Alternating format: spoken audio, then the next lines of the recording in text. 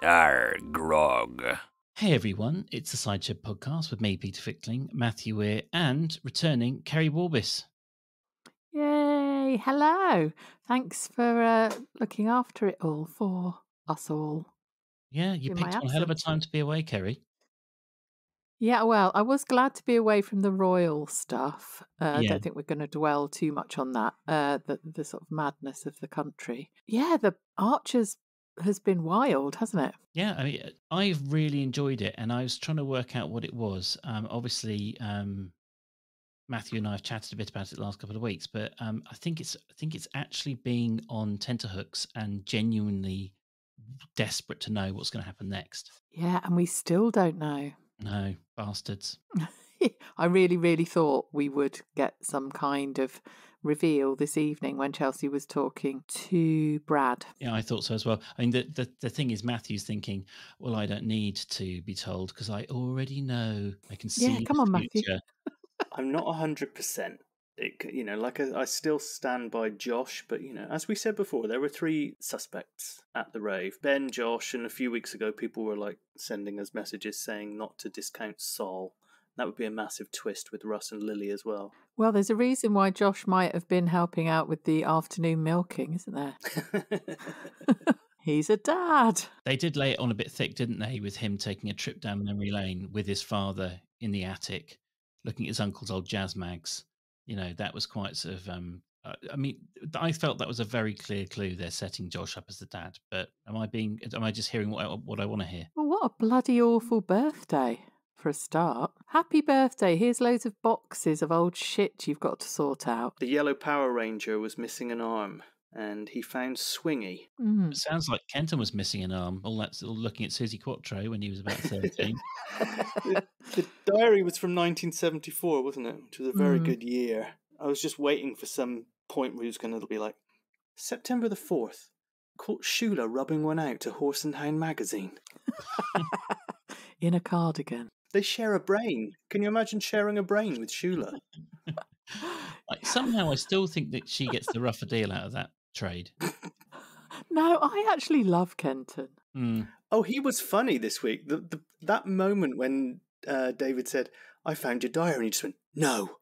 The horror that went through his mind at that moment was fantastic. I was just going to say, he never fails to raise a smile on my old Fizzog whenever he says Dave. It just always makes me laugh. And it was the first word of one of the episodes, wasn't it? Dave. As is his wont, because his brother is always trying to shake him down in the pub, isn't he? Last week or the week before, he didn't want to pay, and he was getting loads of free pints off Chelsea Tracy. And then I've done that a couple of times recently. Peter said Oliver instead of Jim, or vice versa, last week as well. I noticed. Yeah, we said that Jim went with Brad to visit Den. Peter did a hashtag not my tiger about Justin. I will admit he's not anyone's tiger, darling. But yeah, David comes in there tonight or last night or whenever it was, and he waves his card to buy his pint of Shires, and he's like, do you remember when a pint was $1.30? How's business, by the way? He's like some protection racket, isn't he? They kept mentioning cash or card this week, didn't they? Because Leonard said, oh, can I pay in cash? Because some people don't, it's going to cause trouble for people that it's barely used. And then Kenton was card or cash. It's like, is this meant to be some sort of nod to us all going cashless and being tracked by China? The conspiracy theorists are going to go nuts. Did you see that twat recently on Twitter that made a big deal about how he told the guy that he wouldn't pay for his Starbucks with a card because he only had cash, and was like, I struck a blow for the man, and everyone pointed out that Starbucks don't actually start to make your coffee until you've paid for it. Yes, I did see him. Wah, wah, wah, wah. I did... Sorry, I'm going to be a bit defensive now. So, I've been saying for ages how you can like this version of Russ, well, not today's Russ maybe, but this version of Russ because the characters change all the time. And to prove my point, I really like David this week. And you could have knocked me down with a feather. I never liked David. He's been my original gangster worst character for a long, long time. Justin will have his week of being the most hated. Shula obviously is always high up the list. So's Helen, but no, David's always there, top 5. He's the kind of, I don't know, Liverpool of terribleness for me. But yeah. While everyone is processing that shock, should I say we didn't put an ad break in? Oh no, okay, well remembered. Should we get one in now? Yeah. Peter, can you explain just a tiny, tiny bit why you did like David this week? That's a fair question, Keri. I thought that he seemed human, like he actually seemed like a real person that you might bump into and talk to. I also quite enjoyed his interactions with Josh. He was sort of he was being a good dad. He was sort of like, you're being encouraging, but also like, no, you're a grown up. These are the things you have to do. Get on with it. I think Josh can benefit from, and he didn't do it in a kind of unpleasant way. He was quite sort of firm but fair about it. And you could hear Josh was enjoying his dad's company as well. And, I'm a bit of a soft touch when it comes to the whole father-son thing at the moment. So, maybe that was it. But would you make your son on their birthday empty a loft full of their old stuff? Well, it's a bad time to ask me, Keri. I'm about to move house, so I probably would. Okay. Yeah. But no, were I in David's shoes with an attic that's going nowhere and it's his birthday and I've got barns everywhere and a sex caravan parked a few hundred meters away, then no, I wouldn't. And also suddenly saying, oh yeah, we're renting out your room soon and we're going to redecorate it. And Josh went, you haven't redecorated it for us for years. It did seem a bit, why are you doing it all on this particular morning? Can you imagine how relaxing it must be to go and stay at a B&B with David and Ruth? You'd be like, you'd be getting the hell out of there on day one, wouldn't you? Was it burnt and burnter? Yeah, the breakfast will be, it would have to be continental, wouldn't it? One of those really disappointing paper bags left outside your room with a croissant in it. Yeah, I was about to say a flaccid Iceland croissant, kind of ping of a microwave, and then kind of like a little sort of drizzle of melted chocolate coming out the end. Just imagine like the guest saying, sorry, I have black coffee. Do you have any milk? And David just scowls at them, goes over to a cow that's in the corner of the kitchen and squeezes its teeth and slams it back down on the table. That's no way to talk about Ruth. I was thinking like a cow glory hole. There's just some like an udder sticking to the Well, I mean, that's almost what they found when they were in the skirting board, wasn't it? Oh, yeah. Oh, that was funny. So there was a tin of tobacco and paraphernalias, wasn't there? Susie Quattro magazine, as mentioned earlier. And this Janet Adkin revelation. Why are they stirring all of this up? When's she turning up? Yeah, do you think she will turn up? I'm not sure, but Kenton was quite sort of furtive about it, wasn't he? He said, I do think about it from time to time, normally for about 9 minutes when Jolene's out. But do you think it is linking into the fact that Josh is the dad and they'll remember when they were his age and they wanted to kiss the local girls and more? Maybe she was the stable girl, wasn't she? That's the shitter Avril Lavigne song. Yeah. Yeah. But she was a stable girl. What age was this when they were about kind of 13, 14? Well, didn't they allege that David was 13 and Kenton was 11? Because he remembered the Chelsea buckle-style scraping of the car incident with his bike. And you had Kenton's New Year's resolutions, wasn't it? Which was to finish school, don't become a farmer, see the world, kiss Janet Adkin, abandon kids on the other side of said world, come back to Ambridge, own the pub. Unfortunately, Keri and Kenton would have never got it on because what's something he doesn't like, Keri? Pedantry. What, are you saying I am David? I'm not saying you're David, but I'm very, very clearly saying you're a pedant, which I don't think is controversial in the slightest. I think I'm a lovely one, though. I'm not one of those ones who goes, well, actually, I think you'll find. I'm married to a very lovely pedant. In fact, she's converted me. It's one of my favourite things is being pedantic to her because I feel like, it's she appreciates it. She likes a good bit of, exactness. Okay. No, you dirty beggar Matthew. It's not like, I don't leap across the room and boing, and it's like, oh, yes. Very Million to one shot. So they were too young when the diary was out to be sort of shagging, weren't they? But maybe because Kenton didn't reveal whether he did get to kiss her, he said, "Oh, that's for me to know," kind of thing. Maybe he did later on and got her pregnant, a bit like Josh. I'm just trying to tie in why they're doing this. The only other thing I thought is that something's going to happen to one of the two brothers, or is it just building this angst which nobody else has except Kenton about Shula leaving for a f***ing year? Yes. Oh, the crowd roared, but they're queuing up apparently just to go in and to not see her. Well, that's what they're doing in London. Well, yeah. She's not in there, is she? Anyway, yeah, but that whole thing, I think you may have said this already, but Kenton sort of going, "Oh, I don't like it when Shula's not in the village. It's never happened before." It's like, yeah, but you went overseas and it was fine. And their relationship's never been all that anyway. Like occasionally there'll be a sort of conversation where, one of them will pop round to give the other one a kind of a bit of a G up. Yeah. You've never had that kind of zesty back and forth sort of. They've never had that kind of like pinging relationship that makes you believe this level of hurt that Kenton's experiencing. Half the time I forget, don't you? Yeah, and lots of people have pointed out that the whole fraternal twins versus identical twins thing.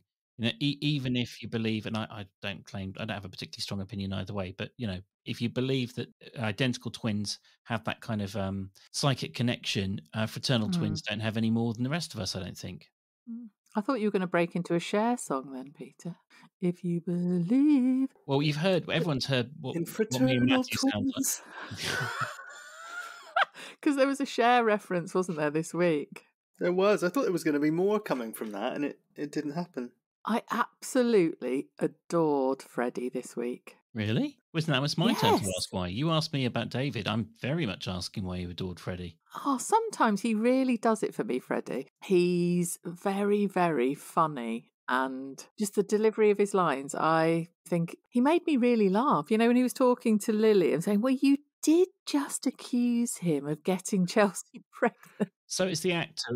It's not. You don't like the character. You like the sort of. It's a bit like us with Russ. All of us with Russ. You like the entertainment and the drama.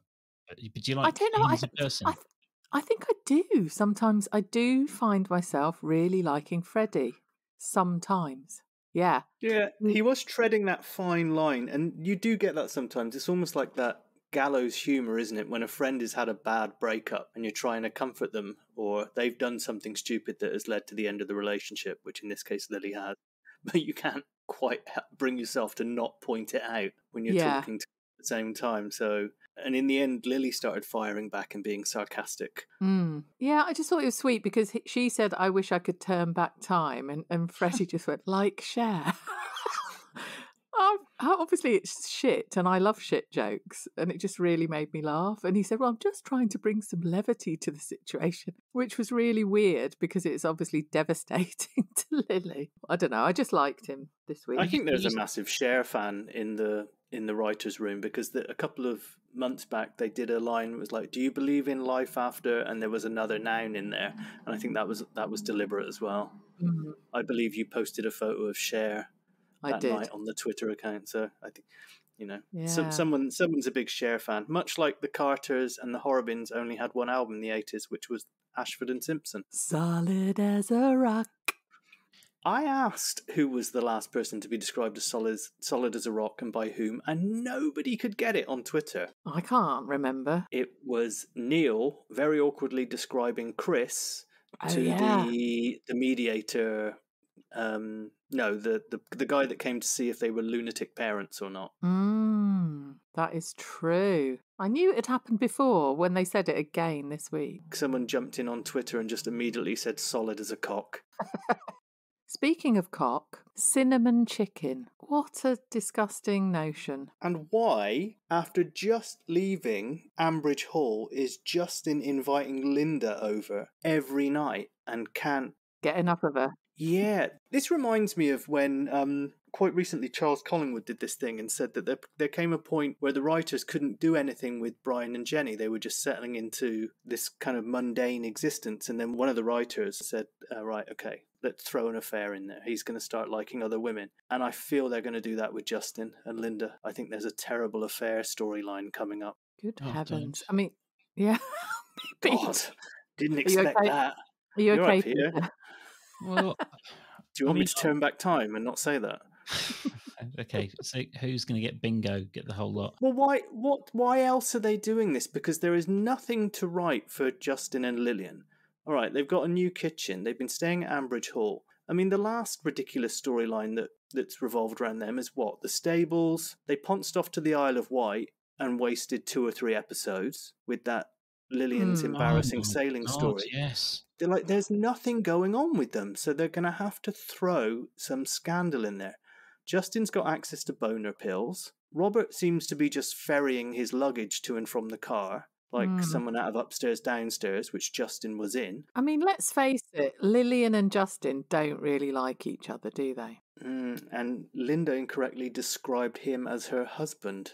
And they're not married, are they, as far as I know? Is it possible we're getting a kind of comedy version of the Ruth and David affair that didn't happen, where Lilian convinces herself an affair is happening, but actually Linda and Justin are just good pals or something, as improbable as it sounds? He is awful, though, isn't he? Lilian was so excited to get back to her kitchen, which she never has had any interest in cookery really before, has she, as far as we're aware? Or isn't very good at it or any... I mean, it's not really about that. I suppose it's showing off, isn't it? And he keeps mentioning having takeaways all the time. Yes. Would you like some yakisoba for breakfast, Lilian? What does their smart tap? I reckon it pours gin. Oh my God, that sound where she's thinking, oh, the smart tap. And then there was a sound of her wetting herself. It was the tap running, wasn't it? I think they're going to have to do something with these two. And the only thing I can see is affair coming up between Linda. He seems very taken with Linda all of a sudden. But it's only because he can use her to his own end. Or then maybe she will start to misread the signs. Okay. I don't know. Either that or I was thinking this week, it's the Dower House they live, isn't it? Otherwise, get on the deeds and change the name to the Dyer House, because every storyline that comes out of that place is absolutely awful. Yeah, the silly old... you bring your dog round and that'll mean that Glenda Belcher will see that I like dogs and then she will vote correctly on the meat processing deal thingy, which, what on earth was that about? And is it Mince Casey who is the meat processing current person that they're trying to undercut the payment of? Or will he be the next person that they go into business with? But as that episode's happening, I start just hearing the magic roundabout music playing. It's like, what? I think someone put on Twitter that they hear the Charlie Brown teacher. Do you remember that? Wow, wow, wow, wow, wow. Yes. Yeah, well, it wasn't for me this week. I think it's just because it's like trying to catch up on gossip that's happening with friends and someone stops to talk to you about work and you're like, hang on, I still need to find out who the dad is. So can you stop filling my time with complete crap? That's a lot better way of putting it than I was about to. I just all I want to know is who the father is, and everything else is an irritation, including Lizzie being a bad mum today. Even though I thought it was acted so brilliantly and so tenderly, as soon as today's episode started and it was Chelsea and Brad talking about the abortion, I was like, I don't care whether she has the baby or not. I'm not there yet. I want to know who the dad is. Yes. So the last thing I wanted to hear was Justin flirting ineptly with Linda. Although I did enjoy Lilian sort of saying, but she would have done it anyway. She said at the beginning if she was going to thingy thing, you know, all that stuff she was saying. Yeah, she likes bursting their bubble, doesn't she? Is Brad now the most hated character in Ambridge because he set the ball rolling, which has made Russ leave? Hated by who? Us, mainly. And nobody else. Exactly.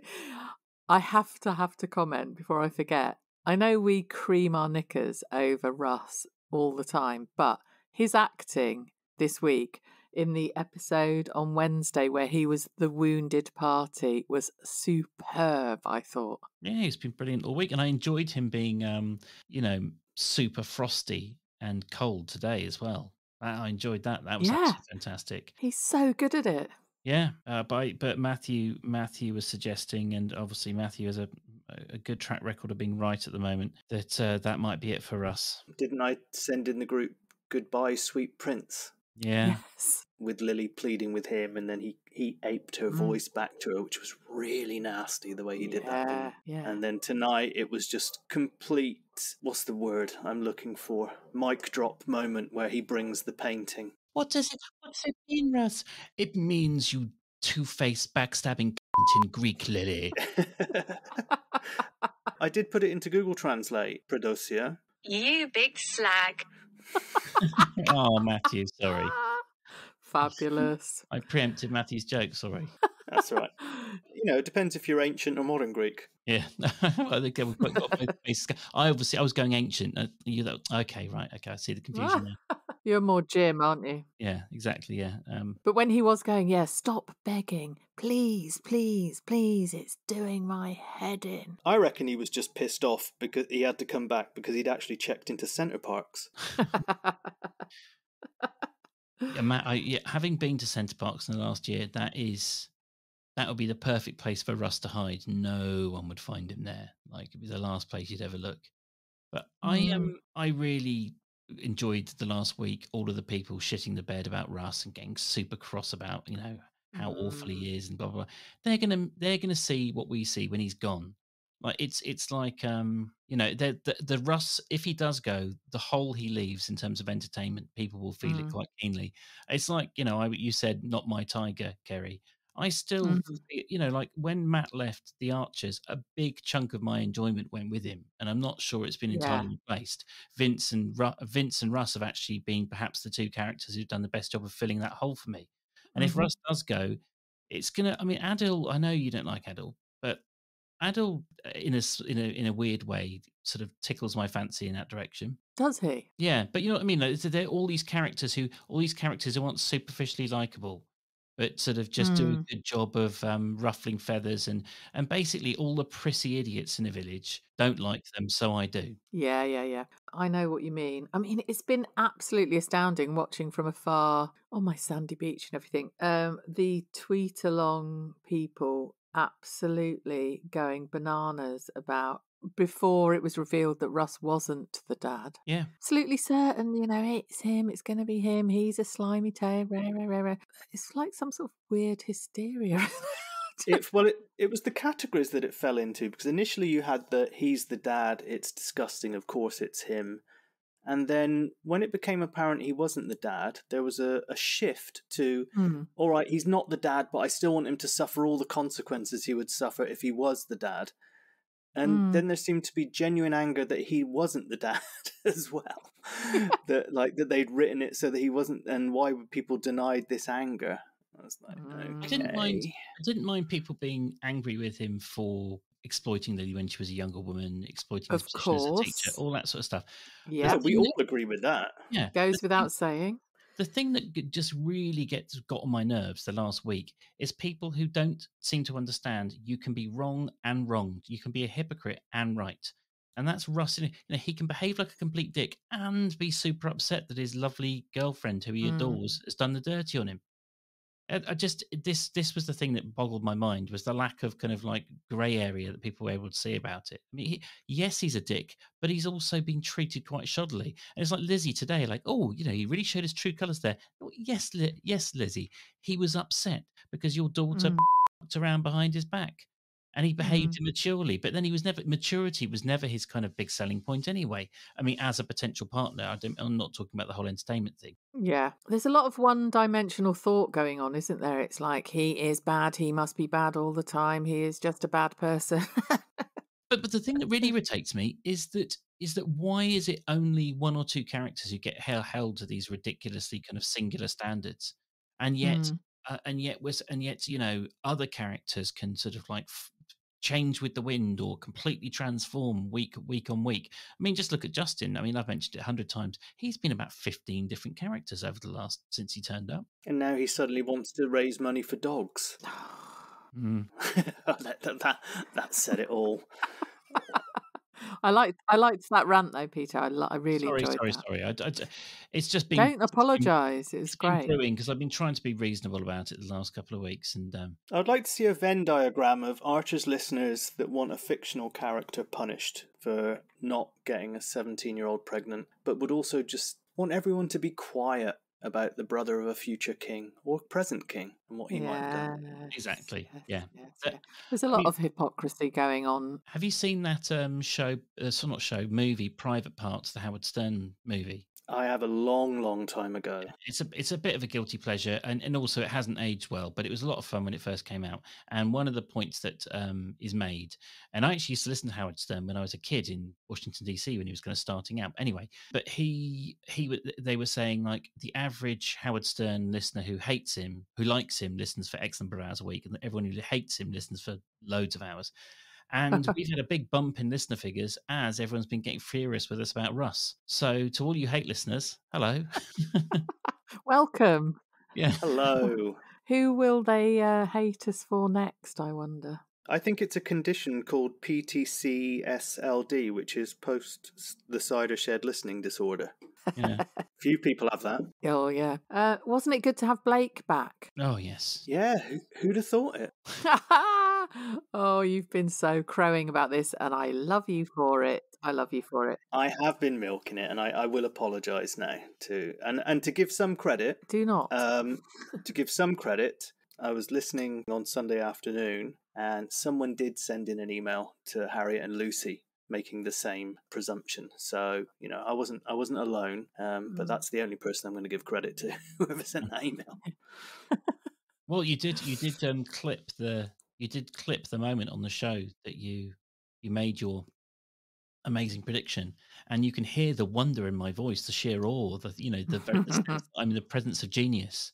It's very. I just wanted it to be true. I think it was just that I wanted it to be true. Well, so yeah, are you going to retire from the predicting game, or is your dander up? Are you feeling sort of like quite cocky now? Well, I'm going. I think.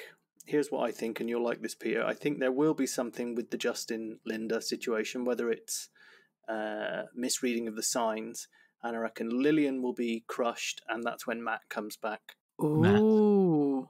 Oh, you like that, don't you, Peter? Anything to have Matt back. He's easily my favourite character ever. Well, out with the Russ, in with the Matt. Yes. Return of the Matt. Oh, but that's difficult because now I feel like I'm betraying Russ. Yeah, Russ won't mind. Once he gets some money from the painting, he'll be fine. Yeah. How much will that painting be? Don't know. Well, I mean, you go to some pubs, don't you? And some like the slightly simple nephew of the owner has got a painting on the wall for 500 quid. So let's triple that. I mean, it is a proper gallery. So what? A grand? Anyway, grand? Back to me predicting Blake. Oh yes. Sorry, Matthew. Sorry. I only did a small. Well, there was a bit of a delay, wasn't there? Because there was a topical insert at the beginning of Sunday's episode, just to show respect for the Queen. Apparently, also Adam and Ian took their marmalade and swan pizza off the menu for an entire week. I've leant back to laugh at that so I don't burst your eardrums. Oh, you funny boy. Linda, though, going back to Queenie stuff, when she said she wept when trying to write in the Book of Condolences, and she put, "Dearest Mom, rest in peace, you were an inspiration." And I was thinking, an inspiration for harassing people until they do your bidding. I must have blanked all of this out. What has Linda shown that was inspired by the Queen, do you think? Block colour, kind of tight wool skirts and matching A-line, I can't even colonised Darrington. I can't even describe the Queen's outfit. What do you even call those bits of clothing that she used to wear? Like bits. Furry bits.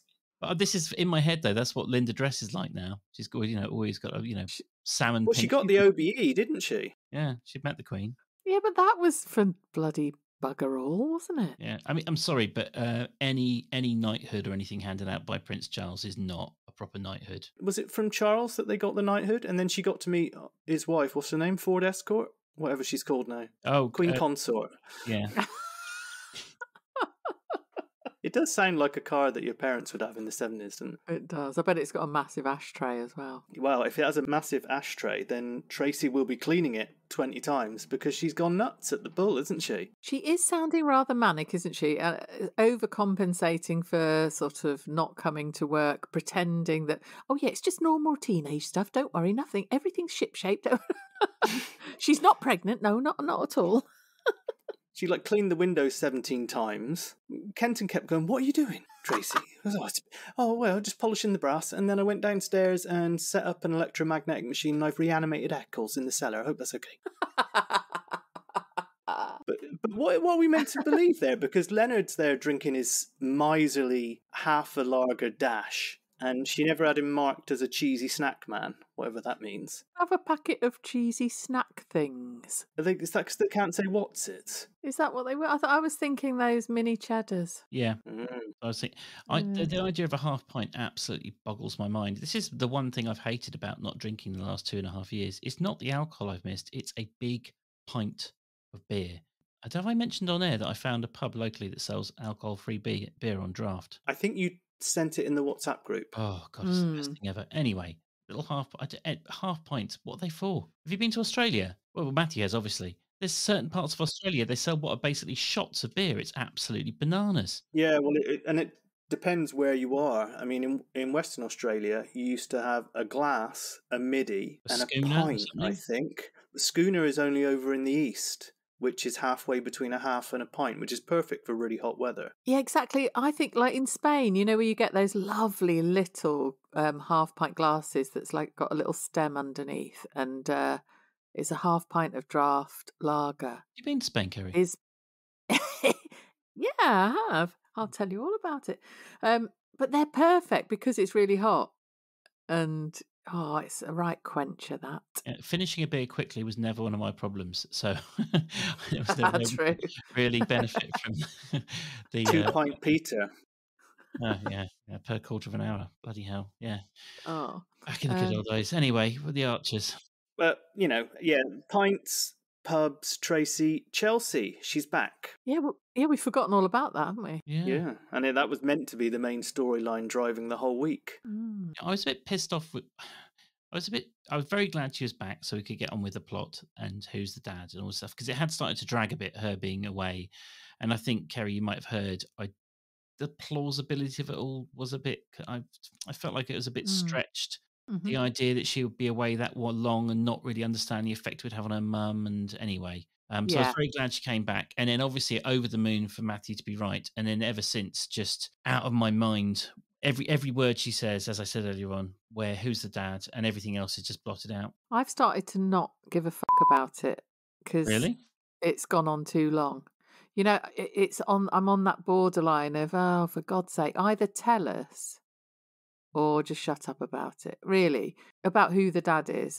I still think it's probably someone we don't really know. Sorry, Matthew. And she's obviously in the turmoil about abortion and what have you.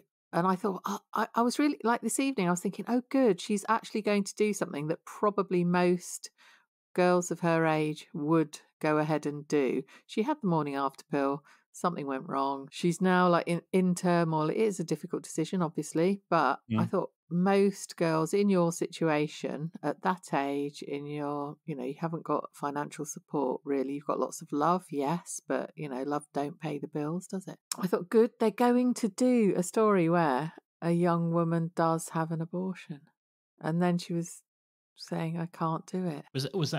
Did that sound like her decision then? What? Which one? That she wasn't going to have the baby. Yeah, I mean, she said, when I said it out loud, it made me think. And then she said, I would love it, and I think it would love me. Yeah. Yeah, there was that whole thing when she was saying, it's your grandchild as well. And then Tracy earlier in the week saying, you'd be a great mum and stuff. I did like the bit where Tracy said to her, not making a decision will become making the decision, I think she said, which was very good in terms of urgency. I can't help but think, as a mum of a daughter who's, she's 22, so a bit older, but if my daughter was saying, I'm pregnant and I don't really know what to do, I would definitely be saying, well, who is the father? Is it a random? Is it someone you know? If you do have the baby, the father will have a right to be in that baby's life, I think. That's part of the decision making, I would have thought. And yes, ultimately it's the pregnant woman's decision. But I was surprised that Tracy didn't say, well, who is the dad? It's the whistling DIY man, Mum. It's the whistling DIY man, Mum. I've always loved him. This is the real world, Keri. Yeah. Yeah. How's your decision now? What you still staying calm? Nobody else knows what is happening here, do they? Have you mentioned this on air? Oh, yes, you did. I have complained. Yeah. I've really enjoyed being in Spain so far away from the. As soon as I came back, though, I went into the kitchen, fucking started whistling. I would have loved it if you'd have been staying in a remote villa and then some guy would have just started DIY and whistling along to Spanish tunes next to you. Spanish whistling. Yes. Yeah, for the record, Keri, we much prefer it when you record your on-site little micro pods with a full mariachi band in the background. If you could. Do you know, yeah, that first one that I sent through to you, I was sitting in a restaurant and on the beach, one of those where the chairs are on the sand, and that music started, and I thought, right, I've got to do my little voice note thingy to the lads. On the second time, I thought, oh shit, it's that time. I better do it because they're going to be starting doing the pod, blah, blah, blah. And that was really bad, wasn't it? There was no atmospheric music. Well, for the future. Guys, shall we pop a little advert in? And maybe if people want to dodge the advert, they could go to patreon.com/the cider shed as an option. Matthew, if someone's stuck in a 14-hour queue and want to find some way of passing the time, what's the way they could do it? They could get in touch with us on our Instagram, which is @the_cider_shed_pod. We've got a few new posts up there and a couple of reviews. We have a Facebook group called the Cider Shed Podcast. I am just going to mention Twitter before Keri mentions it, because I bigged up Keri's return to Twitter after I'd been helming it for on Sunday, and I said she'd be back. And then Keri promptly went to the pub for 3 days and then got stuck in the tunnel. I know, I've been a bad girl. But the Twitter is, Keri? It's @the_cider_shed_pod. And we have cracked the 2,500 followers mark. Hey. Yeah, that's a good milestone, isn't it? And we've also had a new 5-star review come through as well. Thank you to K Lady B 2432, who says, I'm always a week behind as an omnibus listener, so I've no idea what's going on this week. However, the last Cider Shed I listened to talked about the Archers and also threw in chat about Sisters of Mercy and Depeche Mode. The Cider Shed is often the optimal overlap area in a Venn diagram of my interests. Excellent. I believe you will find an abridged version of that review in our recent posts on Instagram. I've noticed, I've been sitting listening to the pod, obviously, whilst doing it, and I've noticed that now Keri's hit back, the amount of irrelevant shite that's non-diminished has diminished significantly. Matthew sent me a little sheepish message last week going, well, I didn't really talk about the Archers much, did we? Someone tweeted, didn't they? Something like, the lads don't go off track when Keri's away or something. Yeah, I got a few DMs about it as well. What can you do? Yeah, sorry. So I'm not scared of Matthew. I don't think Matthew's scared of me. No, and the fact is that I did point out to a few people. The thing I pointed out was there was only one storyline in town last week, which was Chelsea. That was it. There wasn't anything else happening. All right, Matthew, it's fine. Don't worry. You were going to get some Sisters of Mercy, Depeche Mode, and God knows whatever else we talked about. It was great. I really enjoyed listening to you two. The numbers don't lie, Keri. So, Yeah. I've said this 1,000 times. I'm really curious about what happens out there in the ether where these little pockets of people suddenly find us. Because don't mention the ether, Peter. But it's just weird. Anyway, we've had a big jump the last few weeks, so obviously nothing to do with the Sisters of Mercy. But also some good news, Keri. Did you hear last week that Matthew retired football chat? So we're not doing that anymore. So no, I want to know where I am in the league, please, Matthew. Well, there was almost no point to do football chat because they pulled a dirty move and suspended all games. That's a very good point. Which threw everything into chaos. And now there's 2 games happening tonight and a bunch of games happening tomorrow. You're in second place, Keri. Yeah, you're 16 points off. Julie Fremantle's still leading the table, and Peter's still propping it up. Oh, by the way, seeing as we're doing football chat, I'm a nice man because one of my son's friends, big brothers, was walking past me this morning on the pavement in a Spurs shirt, and I didn't spit on him. So, you know, I'm quite a nice guy. So, I mean, who have we lost tonight? Monarchists, anti-choice, and Spurs fans. All right, I'm cool with that. Spurs fans, goodbye. See you. Get bugger off to the. Do what you want. Do what you want. Do Oh one. no, they don't send them there. That's fate worse than fucking death. That is. Well, yeah, I'll bleep that out. Or just put a bleep over the and people will work it out, won't they? That's what I'm going to bleep out. Oh, right. There's 2 bleeps now. Oh, anyway, sorry, it's a nightmare for Matthew. Sorry, Matthew. I'm not editing any of this. Peter's gone rogue. Well, you know, because he's not editing. Yeah. I'm having two. Because the thing is, this is going to be 2 mornings in a row where I can do what I want. Unbelievable. I'll probably do, grown up, boring stuff, but that's not the point. I was just going to ask, what will you do? Yeah, do you know what? Let's just leave it mysterious because it's 1,000 times more exciting than the very, very dull, very, very adult life I've got at the moment. But anyway, never mind. I've just remembered as well that someone put a story on Instagram, didn't you, of a Side Shed fan who referenced Peter's rainbow sausages because they're at Wowo. Guys, I've got to go very quickly because I've just realised I've left some alcohol-free beers in the freezer. So you can slag off my sausages. Oh, because they explode, don't they? They do. Yes, they do. They very much explode. So bye-bye, everyone. Keri and Matthew say terrible shite about my sausages. Bye. How can you forget about beer? So it was Dan Tooley, wasn't it, that sent the picture of the unrainbow sausages? I loved that. Oh, I'm back. Oh, okay. We were worried then that you'd... Hello, out of breath Peter here. The beers are fine. A couple of frozen solid, but nothing exploded. So there you go. And you should also pay respect to Dan Tooley, who was the guy that messaged on Instagram. I'll send you the screenshot, Peter, about him emulating your lifestyle. Oh, okay. Well, yeah, I mean, good man. I mean, it's... So it says, bougie coffee, Wowo campsite, Archer's podcast, have I become Peter Fickling, ? And I replied, where are the rainbow sausages? Right. He did actually DM me, just for full transparency, and he said that secret may be one Peter takes to the grave as to where the rainbow sausages are, and I said, which won't be too long if you keep scoffing them. Thank you for your patience, and have a lovely week. See you next week. See everyone, bye.